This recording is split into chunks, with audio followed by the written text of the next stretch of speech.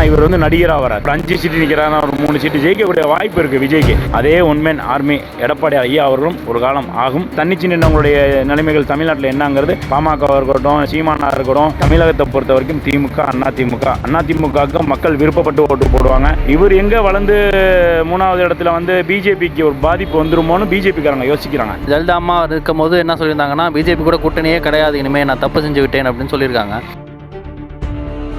2026 election வந்து இப்போ நடக்க போகுது ஆக்சுவலாக. ஸோ அதில் வந்து இப்போ ஆட்சி மாற்றம் வரும்னு நினைக்கிறீங்களா, இல்லை வந்து இப்போ இருக்க போகிற ஆட்சி தான் தொடரும்னு நினைக்கிறீங்களா? இல்லை, ஆட்சி மாற்றங்கிறது கண்டிப்பாக வரக்கூடிய வாய்ப்பு இருக்குது. காரணம் என்னன்னு கேட்டிங்கன்னா, திமுக ஆட்சியில் வந்து நிறையா சட்டம் ஒழுங்கு சீர்கேடு, கொள்ளை, கற்பழிப்பு இந்த மாதிரியான விஷயங்கள் நிறையா இருக்குது. ரவுடிசங்கள் அதிகமாக ஏகப்பட்டது. சிறுபான்மைக்கு வந்து பாதுகாவலருங்கிறது சொல்கிறாங்களோ ஒழிய சிறுபான்மைக்கு பாதுகாவலருங்கிற மாதிரி கிடையாது. சிறுபான்மைகளுக்கு பாதுகாவலர், இஸ்லாமியர்களுக்கு நாங்கள் தான் பாதுகாவலர் சொல்கிறாங்க. பட் வந்து இது போர்வை மூலியமாக தான் இருக்குது. உள்ளுக்குள்ளே இறங்கி பார்த்தோம்னு சொன்னீங்கன்னா, அதிமுக பீரியடில் வந்து எந்த சிறுபான்மைக்கும் எந்த ஒரு தொந்தரவும் வந்தது மாதிரி தெரியல. திமுக பீரியடில் பார்த்துக்கிட்டிங்கன்னு சொன்னீங்கன்னா, சிறுபான்மைகளுக்கு ஏகப்பட்ட பிரச்சனை வந்திருக்கு. கோயம்புத்தூர் பிரச்சனையாக இருக்கட்டும், அந்த அப்பையிலேருந்தே கருணாநிதி காலத்துலேருந்து எடுத்துக்கல நீங்கள், எந்த பிரச்சனையாக இருக்கட்டும் சிறுபான்மைகளுக்கு எகென்ஸ்டாக தான் நடந்திருக்கோ இல்லையா, அவங்களுக்கு சாதகமாக நடக்கல.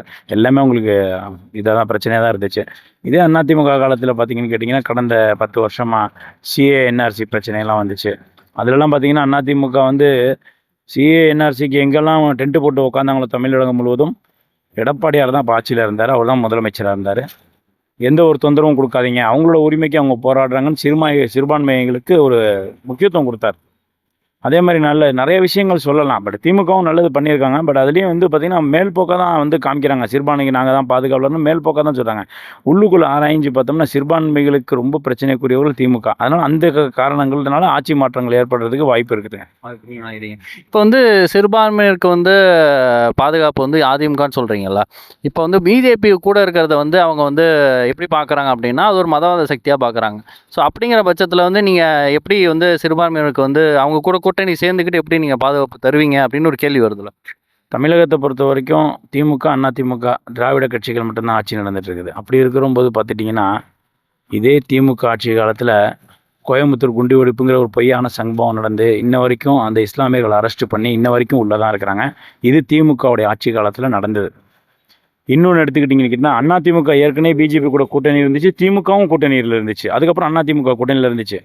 அப்படி இருக்கும்போது அதிமுக கூட்டணியில் இருக்கும்போது தான் சிஏஎன்ஆர்சிங்கிற பிரச்சனையெல்லாம் வந்துச்சு. கடந்த 2021 தேர்தலில் பார்த்திங்கன்னா, அவங்க ஆட்சியில் வரும்போது பிஜேபியோட கூட்டணி தான். அதுக்கப்புறம் முன்னணி கூட்டணியில் இருந்தாங்க. அப்போது பார்த்திங்கன்னா சிஏஎன்ஆர்சியில் இஸ்லாமியர்கள், அப்போ தமிழ்நாட்டில் முதலமைச்சர் இவர் தான், சிஎம் நம்ம எடப்பாடியார் ஐயா தான் இருந்தாங்க. அப்படி இருக்கும்போது அவங்க வந்து எங்களுக்கு பாதிப்பு கொடுக்கல. தமிழகத்தை பொறுத்த வரைக்கும் எடப்பாடியாருடைய ஆட்சி வந்துருச்சுன்னு சொன்னால் பிஜேபி கூட கூட்டணி மட்டும்தானே ஒழிய தமிழகத்துடைய இஸ்லாமிய மக்களையும் கிறிஸ்துவ மக்களையும் சிறுபான்மை மக்களையும் காக்கக்கூடிய அந்த பவர் புரட்சித்தலைவர் அம்மா அவர்களுக்கு இருந்தது, புரட்சித்தலைவர் எம்ஜிஆர் அவர்களுக்கு இருந்தது. அப்படியே அதே நிலைப்பாடு தான் இன்றைக்கி எடப்பாடியாரும் எடுக்கிறார். அவர் கூட்டணி மட்டும்தான் அவங்க பிஜேபியோடைய. பட் தமிழ்நாட்டை பொறுத்த வரைக்கும் எடப்பாடியார் வந்து இஸ்லாமியருடைய முழு பாதுகாவலராக இருந்ததுக்கு நிறைய ஆதாரங்கள் சொல்லலாம், நிறைய ஆதாரங்கள் இருக்குது. அது நீங்கள் மறுக்க முடியாது, நிறைய விஷயங்கள் இருக்குது. ஜெயலலிதா அம்மா இருக்கும் போது என்ன சொல்லியிருந்தாங்கன்னா, பிஜேபி கூட கூட்டணியே கிடையாது, இனிமேல் நான் தப்பு செஞ்சு விட்டேன் அப்படின்னு சொல்லியிருக்காங்க. இப்போ அதே கூட்டணி கூட இப்போ போய் சேர்றது அப்படிங்கிறது வந்து என்ன மாதிரி எப்படி எடுத்துக்கலாம்? மக்கள் பார்வையிலையுமே அது தப்பாக இருக்குல்ல. 2021 வந்து இனிமேல் பிஜேபி கூட கூட்டணி கிடையாது எடப்பாடி சொல்லியிருந்தாரு. இப்போ அப்படிங்கிற பட்சத்தில் ரொம்ப ஷார்ட் டேர்மில் மறுபடியும் கூட்டணி வச்சிருக்கிறதுங்க எப்படி பார்க்கலாம் நம்ம? மாண்புமிகு புரட்சித் தலைவர் எம்ஜிஆர் ஐயா அவர்கள் இருக்கும்போது பார்த்தீங்கன்னு சொன்னால் அவர் தான் லீடர். அவரை மீறி யாரும் செயல்பட முடியாத அளவுக்கு ஒரு மாற்றுக் கட்சி இல்லாமல் திமுக தீய சக்திங்கிறத எம்ஜிஆர் அவர்கள் தான் கூறினார்கள். ஸ்ட்ராங்காக இருந்துச்சு. அவருடைய மறைவுக்கு பிறகு பார்த்தீங்கன்னா அதிமுகவில் சில பிரச்சனைகள்லாம் நடந்துச்சு. யார் உட்காரணும், யார் சீட் அப்படிங்கிற மாதிரி. அந்த இடத்த அவங்க ஜெயலலிதா அம்மா வந்து உட்காந்து அதை லீட் பண்ணி கொண்டு வந்தது பெரிய விஷயம். பெரிய போராட்டத்தில் தான் கொண்டு வந்தாங்க. அவங்க ஒரு பெரிய லீடர் பார்த்தீங்கன்னா.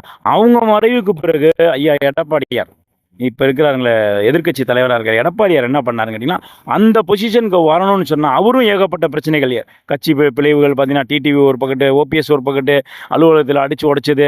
இவருக்கு கட்சி ரீதியாக இல்லாமல் பர்சனலாக நிறையா பிரச்சனைகளும் எப்படின்னு கேட்டிங்கன்னா இந்த மாதிரி அவருக்கு தொந்தரவு கொடுக்குற மாதிரி. அதனால் அந்த லீடர்ஷிப் எப்படி அம்மா சொன்னாங்க பார்த்தீங்களா, பிஜேபியோட கூட்டணியே கிடையாது, மோடியா லேடியான்னு சொன்ன அந்த அயன் லேடி இருக்காங்க பார்த்தீங்களா, அந்த இடத்துக்கு எடப்பாடியார் இன்னும் 80% வந்துட்டார். இனி அடுத்தடுத்த காலகட்டத்தில் அதே லீடராக தான் எடப்பாடியார் பயணிப்பார். அதே மாதிரி தான் வருவார். வருவார். அதுக்கு காரணம் என்னன்னு கேட்டிங்கன்னா, நம்ம கட்சிக்குள்ளேயே உள்ள பிரச்சனைகள் தான். இன்னைக்கு செங்கோட்டையன் பாருங்க, அம்மாவுடைய காலத்திலேருந்து இருந்தேன், எம்ஜிஆர் காலத்தில் இருந்தேன்னு சொன்னார்.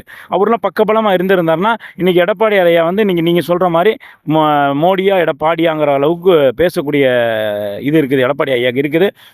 அது நடக்குமா நடக்காதாங்கிறது எனக்கு தெரியல. பட் வந்து மத்தியில் யார் கூட்டணியில் இருந்தாலும் மாநில ஆட்சி இருக்கும்போது நம்ம அவங்களோட இணங்கி போனால் தான் நம்மளுடைய தேவையானெல்லாம் அடைய முடியுங்கிறது அம்மாவுடைய வார்த்தைகள். அம்மாவும் சொல்லியிருக்கிறாங்க. அதுக்கப்புறம் தான் அம்மா சொன்னாங்க இந்த வார்த்தை. அவங்க ஒரு சில பிரச்சனைகள் டிமாண்ட்ஸ் வைக்கும் போது இந்த வார்த்தை சொன்னாங்க. அதனால் அம்மா அந்த வார்த்தைக்கு அந்த அளவுக்கு அவங்க ஒன்மேன் ஆர்மி லேடியாக இருந்தாங்க. அதே ஒன்மேன் ஆர்மி எடப்பாடி ஐயா அவர்களும் ஒரு காலம் ஆகும், கண்டிப்பாக வருவாங்க. இன்றைக்கி இருக்கிற சூழ்நிலைக்கு தகுந்தாப்புல நம்ம அரசியலை மாற்றிக்கிறதுங்கிறது வந்து புத்திசாலித்தனம் தானே ஒழிய கோழைத்தனமோ இல்லை அவங்கள்ட்ட போய் நம்ம அடிக்ட் ஆகிட்டோம் அப்படிங்கிறதுலாம் கிடையாது. இப்போ எடப்பாடி ஐயாவுக்கு நல்லாவே தெரியும் தமிழ்நாட்டில் இஸ்லாமியர்கள் சிறுபான்மைகள் எத்தனை பேர் இருக்கிறாங்க, எத்தனை லட்சம் இருக்காங்க, நல்லாவே தெரியும். தெரிஞ்சுக்கிட்டும் அவர் போகிறாருன்னா கட்சியும் காப்பாற்றணும், ஆட்சியும் காப்பாற்றணும், மக்களையும் பார்க்கணுங்கிற அந்த ஒரு கான்செப்டில் ஐயா எடப்பாடியார் நல்ல சிறப்பாக செயல்பட்டு இருக்கிறாரு.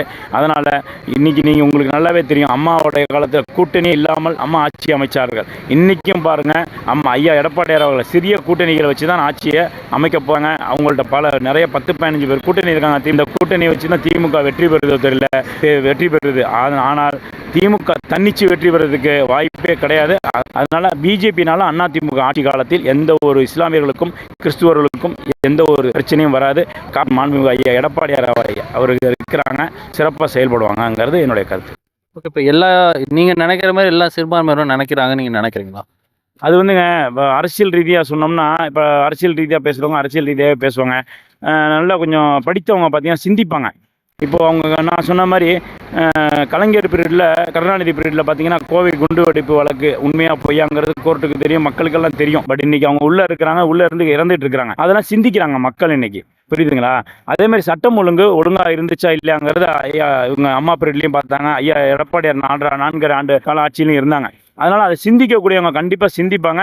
கரெக்டாக எலெக்ஷன் நேரத்தில் 2026 எலெக்ஷன் நேரத்தில் மக்கள் நல்லா சிந்தித்து செயல்பட்டு வாக்களிக்கக்கூடிய நிலைமையில தான் இருக்கிறாங்க. நானே இவ்வளோ சிந்திக்கிறேன். என்னுடைய வயசுக்கு, எனக்கு 46 வயசு ஆகுது. என்னோடய வயசுக்கு என்னுடைய மூத்தவர்கள் எத்தனை பேர் இருக்கிறாங்க பார்த்தீங்களா வயசில், அவங்க எவ்வளோ சிந்திப்பாங்க. இன்றைக்கி பிள்ளைங்க, படிக்கிற பிள்ளைங்க, அவங்களாம் ரொம்ப சிந்திக்கக்கூடிய இடத்துல தான் இருக்கிறாங்க. விஜய் அப்படின்னு சொல்லி விஜய்ங்களுக்கு அந்த இது இருந்தாலுமே நல்ல ஆட்சி கொடுத்தது யார் அப்படிங்கிற கால்குலேஷன் போடுற அளவுக்கு இன்றைக்கி விஞ்ஞானம் வளர்ந்துருக்குது. மக்களும் ரொம்ப தெளிவாக இருக்கிறாங்க இன்றைக்கி, புரியுதுங்களா? அதனால் நம்ம வந்து அதை இதாக பண்ணிக்க வேண்டாம். நல்லபடியாக சிறப்பாக திமுக விரைவில் அவங்க வந்து ஆட்சியை இழப்பாங்க. காரணம் நான் தான் சொன்னேனே, சட்டம் ஒழுங்கு சீர்கேடு, பாலியல் வன்கொடுமை, இந்த மாதிரி ஏகப்பட்டது. போதை வஸ்துக்கள் இன்றைக்கி ரொம்ப ஜாஸ்தியாகிடுதுங்க. போதை மருந்து சர்வசாதாரணமாக தமிழ்நாட்டில் கிடைக்குதுங்க. இதை கட்டுப்பாட்டில் வச்சுருந்தாங்க ஜெயலலிதா அவங்க மேடம் வச்சுருந்தாங்க, எடப்பாடி கட்டுப்பாட்டில் வச்சுருந்தாங்க. இன்றைக்கி அதெல்லாம் வந்து தலைவிரிச்சு ஆடி கொண்டு இருக்க காரணத்தினால் சிந்திப்பாங்க கண்டிப்பாக. டிவிகே விஜயை பற்றி நீங்கள் என்ன நினைக்கிறீங்க? இப்போ அவர் புது கட்சி 2 வருஷம் ஆச்சு. அவர் வந்து யார் ஓட்டை பிரிப்பார்னு நீங்கள் நினைக்கிறீங்க? யாருக்கு இது பாதிப்பு? திமுகவுக்கு அதிமுக பாதிப்பாக இருக்கும்? விஜய் அப்படிங்கிற ஒரு நடிகராக தான் அறிமுகம் மாறார். ஃபஸ்ட்டு எடுத்தனையுமே நம்ம பார்க்கணும். இந்த மாதிரி நார்மலாக நடிகர் இல்லாமல் அறிமுகம் ஆகிறவங்க யாராக இருந்தாலும் அந்த ஸ்டார்டிங் அந்த பீரியடில் பார்த்தீங்கன்னா ஒரு 5 சீட்டு 6 சீட்டு 10 சீட்டு வாங்கினாங்கன்னா ஜெயிக்கிறதுக்கு ஒரு வாய்ப்பு. மெயின் வந்து கட்சி வந்து அந்த ஜாதி ஓட்டை வச்சு தான் நிறைய பேர் வர்றாங்க, நிறைய பேர் வந்து ஜெயிக்கிறாங்கன்னு வச்சுக்கோங்களேன். ஆனால் இவர் வந்து நடிகராக வரும்போது எப்படி விஜயகாந்த் அவர்கள் வந்து ஸ்டார்டிங்கில் வந்தாரோ அந்த வேகம் கண்டிப்பாக இருக்கும். அந்த சீட்டு வாங்கக்கூடிய வாய்ப்பு இருக்கும். ஒரு 20 சீட்டு நிற்கிறாருன்னா ஒரு 10 சீட்டு, ஒரு 5 சீட்டு நிற்கிறாருன்னா ஒரு 3 சீட்டு ஜெயிக்கக்கூடிய வாய்ப்பு இருக்குது விஜய்க்கு. ஏன்னா அந்த அளவுக்கு இளைஞர்கள் வந்து இன்றைக்கி விஜய் மேலே, விஜயோடைய ரசிகர்களாக இருந்தாலுமே கூட அந்த அளவுக்கு வாக்கு வந்து அவருக்கு, ஏன்னா ஒரு தொகுதியை மட்டும் வச்சு கெஸ் பண்ண முடியாது. இது விஜய் இந்த இடத்துல ஜெயிச்சிருவாங்க, விஜய் மட்டும் தான் ஜெயிப்பார் அப்படின்னு நம்ம கெஸ் பண்ண முடியாது. அதனால் மும்முனை போட்டியாக தான் இந்த வாட்டி இருக்கும் எனக்கு தெரிஞ்சு. திமுக அதிமுக விஜய் அப்படிங்கிற மாதிரி இருக்கிற சூழ்நிலையில் பார்த்தீங்கன்னா திமுக ஓட்டை பிரியறதுக்கு தான் அதிகமான வாய்ப்பு இருக்குது. ஏதோ ஒரு கூட்டணியில் இருந்தாருன்னா அவரும் விஜயகாந்த் மாதிரி, விஜயகாந்தும் பார்த்தீங்கன்னா அவ்வளோ வருஷமாக வந்து அதிமுக கூட கூட்டணி இருந்தால் எதிர்கட்சியாக உட்காந்தார். அதை வாய்ப்பை வந்து இப்படி தான் பயன்படுத்தணும், கூட்டணி வச்சு தான் பயன்படுத்தணும். முடியாது தன்னிச்சு நின்றவங்களுடைய நிலைமைகள் தமிழ்நாட்டில் என்னங்கிறது பாமகவாக இருக்கட்டும், சீமானா இருக்கட்டும், திருமாவளவனாக இருக்கட்டும், இந்த மாதிரி பழைய கட்சிகள் தன்னிச்சு நின்று யாரும் ஜெயிச்சதா சரித்திரம் கிடையாது. தமிழகத்தை பொறுத்த வரைக்கும் திமுக அதிமுக இவங்க தான் மாறி வருவாங்க.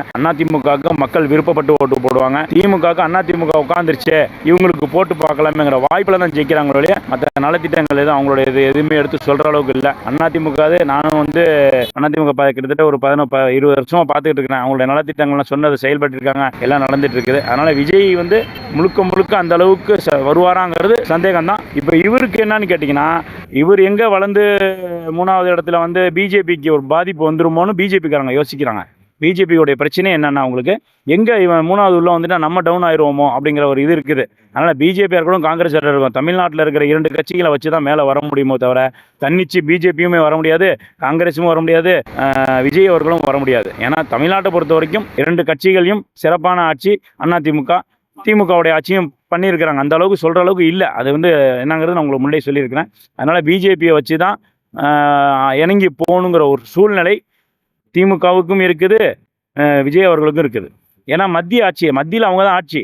அது இல்லாமல் நிறையா மாநிலத்தை அவங்க பிடிச்சிருக்கிறாங்க. அந்த பவர் இருக்குது. அதனால் அவங்க என்ன வேணாலும் செய்வாங்கிறது பயந்துக்கிட்டு சொல்லலை. நமக்கு தேவையானது தமிழ்நாட்டில் நம்ம பெற்றுக்கொள்ளணும்னா என்ன செய்யணும், அது மாதிரி தான் போய் இணங்கி போகணும். அதுக்காண்டி நம்ம அவங்க பிஜேபி இருக்கிறனால முஸ்லீம்களுக்கு பாதிப்பு, பிஜேபி இருக்கலாம் அப்படி பார்க்கணும், நிறைய விஷயங்கள் பேசலாம். அதனால் பிஜேபினால் தமிழகத்தில் ஒன்றும் செய்ய முடியாது. கூட்டணி கட்சி அதிமுகவோடு பிஜேபி இருக்குது. அவங்களும் வெற்றி பெறுவாங்க, நாங்களும் வெற்றி பெறுவோம். ஒரு 2026 பிஜேபி வந்து அதிமுக வெற்றி பெறும், சிறப்பான ஆட்சி கொடுக்கும்ங்கிறது எங்களுடைய கருத்து. ஏன்னா இவங்க 5 வருஷம் இவங்களுடைய நிலைமை என்னங்கிறது தெரிஞ்சிருச்சு. அவ்வளோதான். திருப்பூர் விஷயத்தில் வந்து யார் அரசியல் பண்ணுறாங்கன்னு நினைக்கிறீங்க? பிஜேபி அரசியல் பண்ணுதா இல்லை வந்து அதிமுகவோட ஸ்டாண்ட் அது என்ன அப்படின்னு நீங்கள் சொல்ல முடியுமா? அதான் திருப்பரங்குன்றம் பிரச்சனை மட்டுமே கிடையாது, நிறையா மாநிலத்திலே பார்த்தீங்கன்னா பிஜேபி வந்து எலெக்ஷன் நேரத்தில் மட்டும் ஏதாவது ஒரு இஷ்யூஸ் பண்ணுவாங்க. இப்போ பொதுவாக எடுத்திங்கன்னா கடந்த நாடாளுமன்ற தேர்தலில் பார்த்தீங்கன்னா முத்தலாக் சட்டங்கிறத ஒன்று கொண்டு வந்து திணித்து எலெக்ஷன் நேரத்தில் கரெக்டாக பண்ணாங்க. அது கூட்டணி நம்ம கூட தான் இருந்தாங்க, அப்போ நம்ம கூட இல்லை, ஒரு வாட்டி நம்ம கூட இருந்தாங்க. கரெக்டாக பிஜேபியோடைய நேரம் பார்த்தீங்கன்னா அந்த மாதிரி தான் பண்ணுவாங்க. பிஜேபி எலெக்ஷன் நேரத்தில் இந்த பிரச்சனையை உண்டு பண்ணுவாங்க. இதையும் மீறி நம்ம வர்றோமாங்கிறத அவங்க செக் பண்ணுற மாதிரி. அதே மாதிரி தான் பாருங்கள், சட்டமன்ற தேர்தல் நேரத்தில் பார்த்தீங்கன்னா திருப்பரங்குன்ற விஷயத்தை இப்போ புதுசாக இஷ்யூ பண்ணுறாங்க. இந்த திருப்பரங்குன்ற பிரச்சனை தமிழகத்தை பொறுத்த வரைக்கும் எந்த ஒரு பாதிப்பையும் ஏற்படுத்தாது. ஏன்னு கேட்டிங்கன்னா முஸ்லீமாக இருக்கட்டும், கிறிஸ்துவராக இருக்கட்டும், முஸ்லீம் அல்லாதவர்களாக இருக்கட்டும், இந்துக்கள் அனைவரும் ஒற்றுமையாக தான் தமிழ்நாட்டில் இருக்கிறாங்க. இன்றைக்கி இல்லை என்றைக்குமே ஒற்றுமையாக தான் இருப்பாங்க. இந்த பிஜேபியோடைய பயத்துக்கோ, பிஜேபி சில பேர் இருக்கிறாங்க, அவங்களுடைய பேச்சுக்கோ அஞ்சு கிஞ்சி எந்த ஒரு காலவரமோ எந்த ஒரு இதுவும் நடக்காது தமிழகத்தை பொறுத்த வரைக்கும். அந்த விஷயத்தில் தமிழக மக்கள் இந்து முஸ்லீம்ஸ் கிறிஸ்துவர் எல்லாமே ரொம்ப ஒற்றுமையாக இருக்கிறாங்க. அதனால் இந்த பாதிப்பு பிஜேபிக்கு தான் இருக்கும் இல்லையா, அதிமுக இருக்காது. ஏன்னா அதிமுக செயல்படுத்தி காமிச்சிருக்கிற எல்லா விஷயத்துலையும் சிறுபான்மைகளுக்கு எந்த ஒரு இதுவும் இல்லாமல் செயல்படுத்தி காமிச்சிருக்கிற அந்த மைண்டு சில பேர் மக்களுக்கு தெரியும். அந்த மைண்ட் மனசில் வச்சிருப்பாங்க. அதனால் இந்த பாதிப்பு பிஜேபிக்கு தான் பாதிக்குமோ இல்லையா, அதிமுகவுக்கு பாதிப்பு இருக்காது. அதிமுக ஆட்சி வந்தால் நல்லா இருக்கும்னு தான் சொல்கிறாங்க. இன்னை வரைக்கும் நம்ம விசாரித்த வரைக்கும். அதுலேயும் விஜய் வந்திருக்கிறனால விஜய்க்கும் ஒரு வாய்ப்பு இருக்கு. ஆனால் விஜய் தன்னிச்சு நிற்கிறது அந்த அளவுக்கு வாய்ப்பு கிடையாது. கூட்டணி எதையாவது கூட்டணி இருந்தால் தான் அவருக்கு ஒரு வாய்ப்பு இருக்குது. இது என்னுடைய கருத்து. அதனால் திருப்பரங்குன்ற விஷயம் வந்து என்றைக்குமே தமிழ்நாட்டில் எதையுமே பாதிக்கிறதுக்கு வாய்ப்பே கிடையாது. தமிழக மக்கள் நல்ல சிந்தனையோடு நல்ல யோசித்து தான் இருக்கிறாங்க. அவங்க தமிழக மக்களை பிஜேபி ஏமாற்றவும் முடியாது, யாரும் ஏமாற்ற முடியாது. அதனால் அவங்க தெளிவாக இருக்கிறாங்க தமிழக மக்கள்.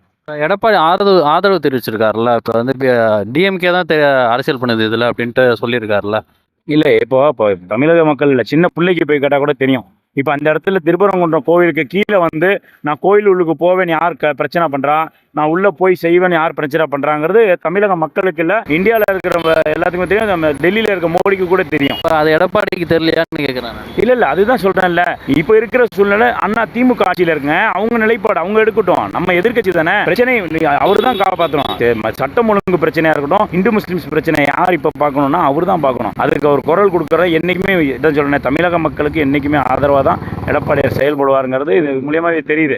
ஆனால் திமுக தான் ஆட்சியில் இருக்குது, அவங்க தான் இதை செயல்படுத்தணும், அவங்க தான் இதை பார்க்கணும். இதை வந்து அவங்க பார்க்காம அவங்க விட்டுட்டு நம்ம போய் இதை போய் என்னென்னம்னா அது சரி வராதில்ல. கூட்டணியாக இருந்தாலுமே அவங்களோட நிலைப்பாடு அவங்க செய்கிறாங்க, அவங்களுடைய கொள்கை அப்படின்னு. நம்மளுடைய கொள்கைன்னு இருக்குல்ல, அதிமுகன்னு கரெக்டாக அதில் அந்த இதில் நிலைப்பாடில் எடப்பாடியார் சரியான நிலையை தான் எடுப்பார், சரியான ஒரு இது தான் செய்வாங்க.